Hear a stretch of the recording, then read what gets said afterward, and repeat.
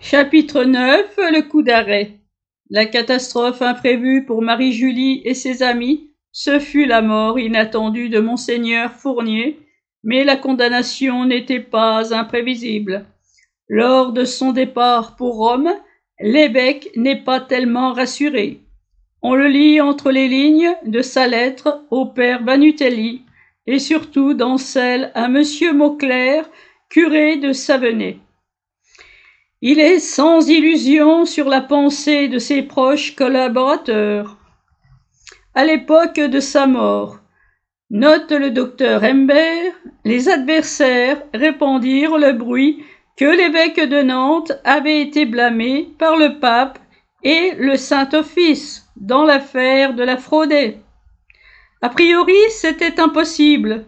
Comment la cour de Rome eût-elle pu infliger un blâme à Monseigneur Fournier dans une cause qui ressortait uniquement de la juridiction de l'évêque, dans un procès non instruit où il était seul juge en première instance. Le fait est que le Saint-Office approuva complètement la conduite de Monseigneur de Nantes et lui conseilla de procéder immédiatement à l'enquête canonique. Le Saint-Office n'a pourtant jamais hâte de se prononcer. Il marche avec des semelles de plomb. Jamais, en principe, il ne désavoue un évêque. Mais il a des moyens détournés de mettre en garde. Des fuites voulues et des confidences qui échappent volontairement à certains de ses membres. Cela n'a aucun caractère officiel et réserve la possibilité d'une décision ultérieure. Dès le lendemain de son arrivée à Rome, Monseigneur Fournier et son secrétaire se rendent au Saint-Office pour obtenir une audience. Celle-ci est fixée au jour suivant, à 10 heures. Pendant l'heure de l'audience, l'abbé Potier est invité à se promener dans le vaste corridor du premier étage. Le commissaire général reconduit sa grandeur jusqu'à la portière de sa voiture et lui dit « Monseigneur, il est entendu que vous rentrez à Nantes, le front haut et le cœur léger. » Cependant, l'évêque a compris qu'il a été dénoncé à propos de l'affaire de Blain. Ulcéré, il veut envoyer sur le champ la démission de sa charge. Son secrétaire essaie de l'en dissuader. Il est difficile de se prononcer d'une façon décisive sur la réalité de ce prétendu blâme infligé à Monseigneur Fournier. Le commissaire du Saint-Office, Monseigneur Salois, lui renda publiquement hommage 3 ans plus tard. Ayant eu à traiter avec lui de certaines affaires des plus graves, j'avais pu admirer les rares vertus et les qualités de cet homme si éminent. Cela ne résout rien. Le père Vanutelli nous apprend, dans une lettre, que l'évêque de Nantes présenta 16 documents sur Marie-Julie. 2 ou 3 étaient destinés à la publication, mais, par prudence, il ne les avait pas laissés paraître. Il se peut que nous en possédions partiellement le double. La mort de Monseigneur Fournier. Notre vénérable évêque a quitté Nantes ce lundi de Pentecôte. Il passe par Paris, où il se propose de voir le nonce apostolique et le cardinal Guibert, archevêque de Paris. Il doit arriver à Rome dans la journée du jeudi 24 mai. Il est accompagné de son secrétaire, l'abbé Potier. Il retrouve ses pèlerins nantais et visite avec eux les basiliques romaines. Le 1er juin, il est au pied de Pie IX, avec ses pèlerins, ceux d'Aix et ceux de Saint-Étienne. Il fait une vibrante confession de foi d'1 page, évoquant les figures des héros nantais qui ont lutté ou sont morts pour la défense du Saint-Siège. La Mauricière, Pimodent, Charette, Guérin. Il évoque saint Clair qui apporta dans son diocèse, avec la foi, l'un des clous qui servit à crucifier saint Pierre. Ce clou sacré nous a attachés à saint Pierre et à ses successeurs, et nous ne nous en détacherons jamais. Le soir même de cette audience, l'évêque se sent fatigué. L'abbé Potier, à partir du 6 juin, écrit 2 ou 3 fois par jour, soit aux vicaires généraux, messieurs Rousteau et Morel, soit à l'abbé Fournier, secrétaire de l'évêché. Le 7 juin, la fièvre persiste, le malade n'expertore pas. Le 8, l'abbé Potier écrit à monsieur Morel. Bien cher père, je couvre cette lettre de mes larmes. La fièvre de monseigneur est ardente. Les cardinaux Mermilode et de Falloux entourent le malade. Le père Vanutelli y reste longtemps. La lettre ne dit pas que l'évêque s'est fait lire les dernières nouvelles au sujet de Marie-Julie et le contenu de l'extase du 20 mai. Il recommande au père de veiller à ce qu'on ne lui fasse pas de tort après sa mort. Le 9 juin, c'est la fin. Le révérend père Vanutelli célèbre la messe à 6 heures dans la chambre du moribond. Le cardinal de Falloux arrive quelques instants plus tard et administre l'extrême-onction. On a mis au cou de sa grandeur une étole et sa croix pectorale. Monseigneur Daniel, le père Vincent Vanutelli, son confesseur et d'autres sont là. Le malade les bénit tous. Mon pauvre Potier, murmure-t-il.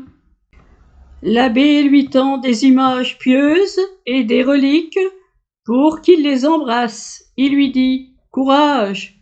Puis les yeux de l'évêque se fixent sur son secrétaire pour ne plus se fermer.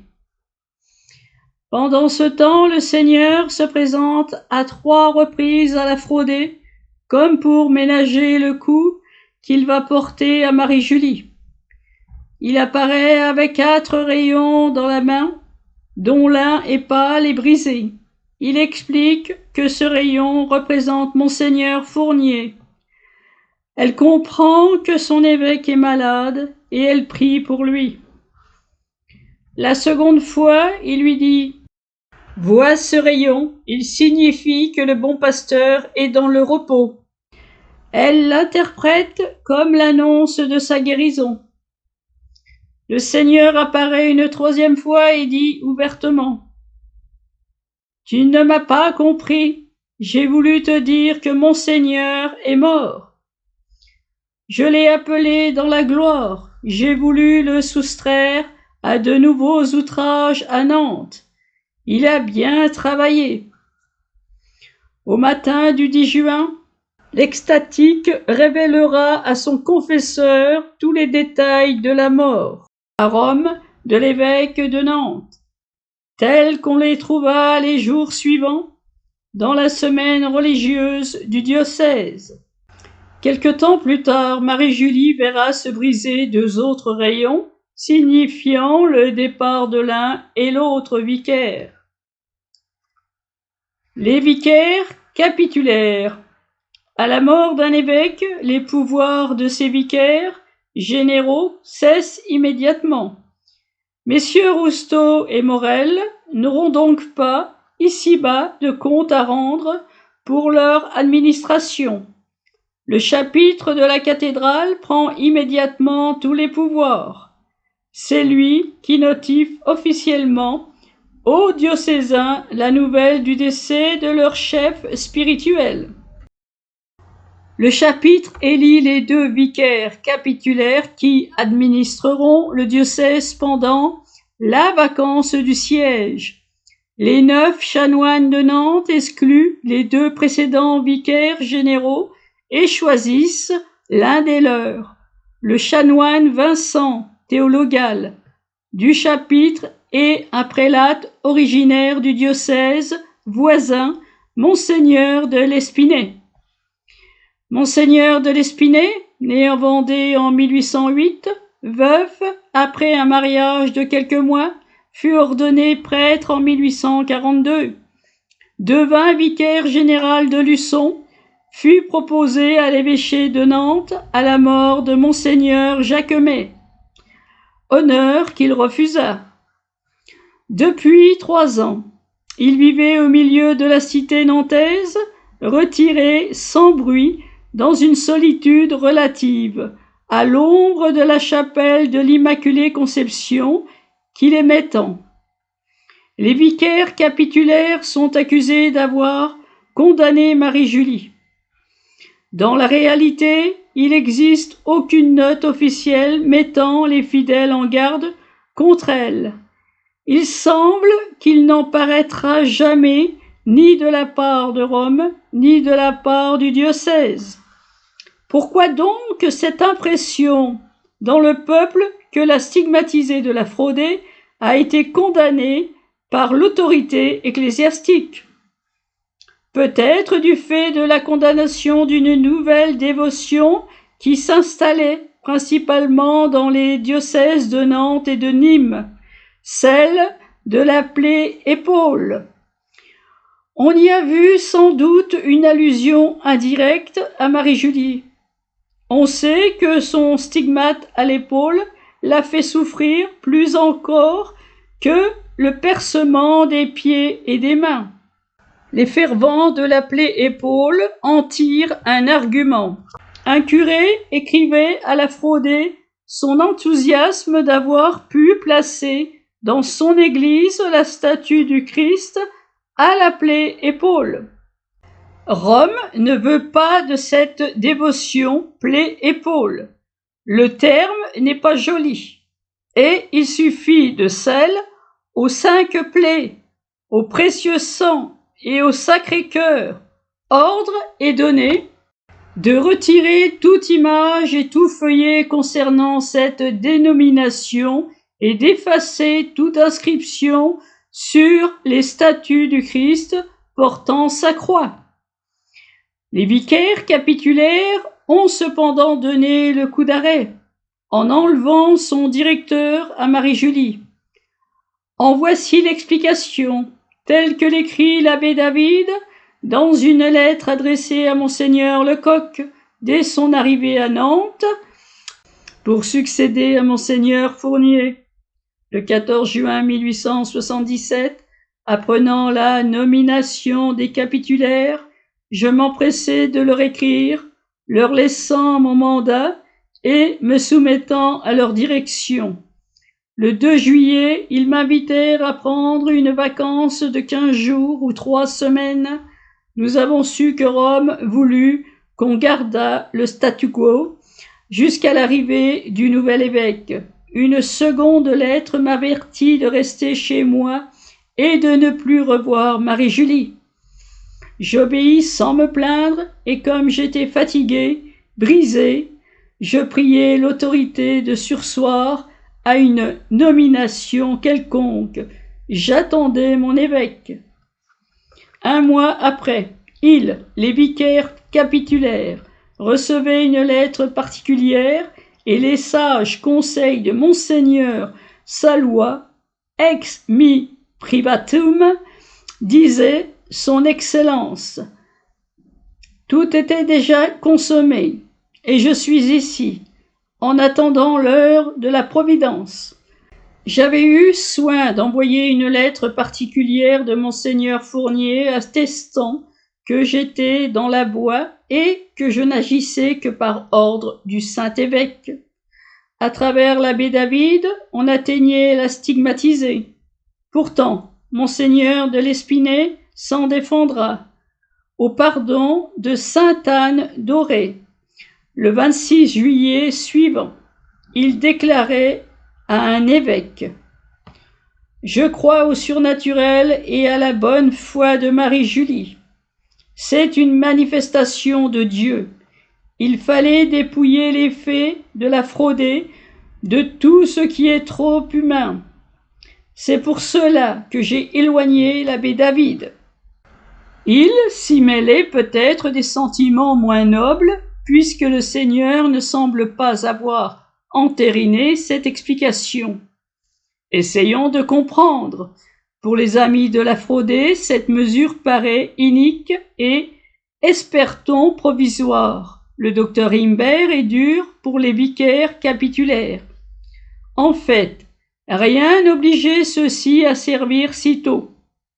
Ne devrait-il pas, pendant la vacance du siège, observer la règle imposée aux vicaires demeurer seuls dans une paroisse après la mort ou le départ du curé? Nil innovatur, que rien ne soit changé. Et puis une exécution si rapide prend l'allure d'une basse vengeance. Mais ne leur prêtons pas de trop noirs desseins. Les vicaires capitulaires sont persuadés, on l'espère, que cette œuvre est urgente et indispensable pour le bien de l'Église. Ils sont sous l'impression de l'enquête du docteur Jouon. Celui-ci est sur place à Nantes. Il défend avec ténacité son point de vue, corroboré par le témoignage du vicaire général Rousteau. Le docteur jouit d'une parfaite réputation. On reste persuadé que l'évêque s'est engagé sur une pente nocive. Ceci renforcé par l'opinion générale qu'on a de lui. Il n'en fait jamais d'autre. C'est l'époque où Charcot tente de détruire la réalité de tout phénomène mystique qu'il attribue nécessairement à l'hystérie. Il ne faut pas que l'Église prête le flanc à de telles critiques. Il ne faut pas contrarier les idées du siècle. D'autant plus qu'il y a dans la région une épidémie de fausse stigmatisation. À Nantes, à Niort, à La Roche-sur-Yon, on ignore que le diable suscite à toute œuvre divine une contrefaçon à sa façon. Sait-on que, dans la région des Pyrénées, les apparitions de Lourdes ont été suivies d'une demi-douzaine de fausses apparitions dont parfois les bénéficiaires, quelques mois plus tard, ne s'expliquaient pas comment ils avaient été bernés à ce point. Nous aimerions posséder des détails sur ces fausses stigmatisations dans nos régions. Elles ne durent que le temps d'un feu de paille et il n'en reste rien. Mais à l'époque, comment sortir de cette confusion? Chose plus grave, les phénomènes de l'Aphrodée tournèrent à la politique. Dans ses extases, Marie-Julie parle sans cesse d'un grand monarque français issu de la fleur de lys, qui délivrerait un grand pontife. Pour les fervents royalistes de ce temps, le roi ne peut être que le comte de Chambord et le pontife de Pie IX. Marie-Julie, qui n'y connaît rien, ne s'oppose pas à cette interprétation. Il était meilleur pour elle que le Seigneur la rendît sourde à la parole de l'étranger. Quant au curé de Blain, sa bienveillance première a tourné à l'hostilité contre sa propre célèbre paroissienne.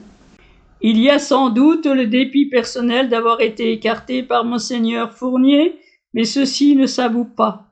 Il a tant d'autres bonnes raisons. Marie-Julie est devenue un objet de division dans sa paroisse.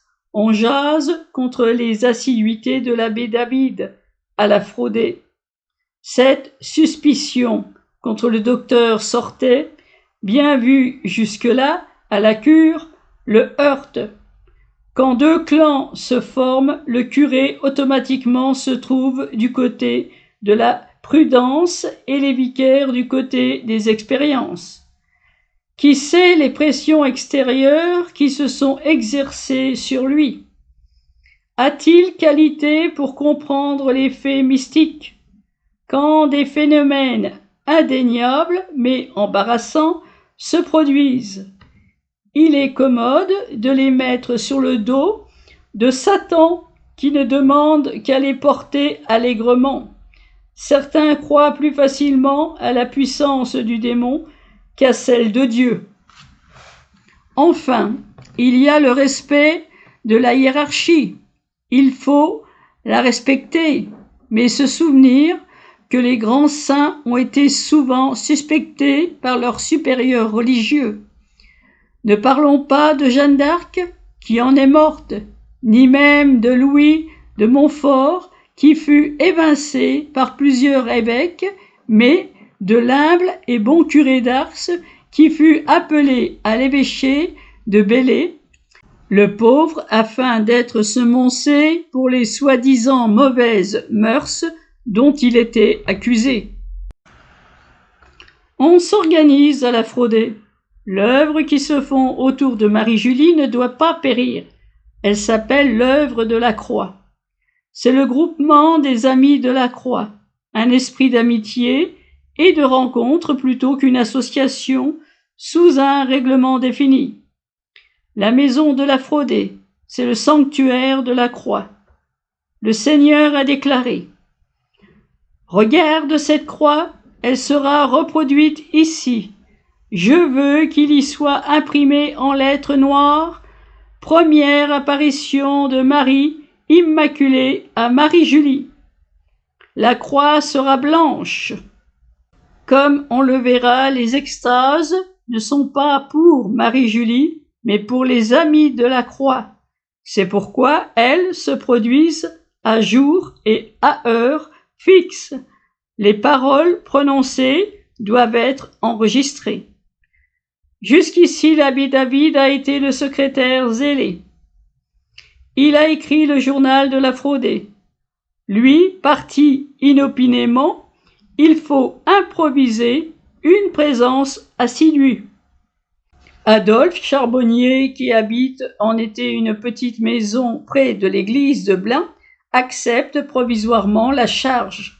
Il sera aidé par son frère Auguste, qui habite Nantes et qui semble avoir un pied-à-terre de famille à la Ravatelais. Leur sœur Elisa mettra au propre les notes rapidement prises par l'un et l'autre de ses frères. Madame Grégoire, à l'occasion, suppléera à l'absence de la famille Charbonnier. Et le frère, Cyrus, de Nantes, s'y mettra aussi. On observe des règles. Un visiteur de marque est prié d'établir et de signer un procès-verbal de l'extase. Le contenu de celle-ci mis au propre. Un double est envoyé au pain d'où l'abbé David en envoie une copie à Rome, au père Vincent Banutelli, qui fut le dernier confesseur de Monseigneur Fournier. Celui-ci la communique à qui de droit. Le père Banutelli ne reste pas inactif. Cela nécessite bien des allées et venues de la part de la famille Charbonnier, un dévouement de toutes les semaines, au dossier des extases et annexer toute une correspondance, source précieuse pour l'histoire de la Fraudée. L'abbé David a été nommé curé du Pin en novembre 1877.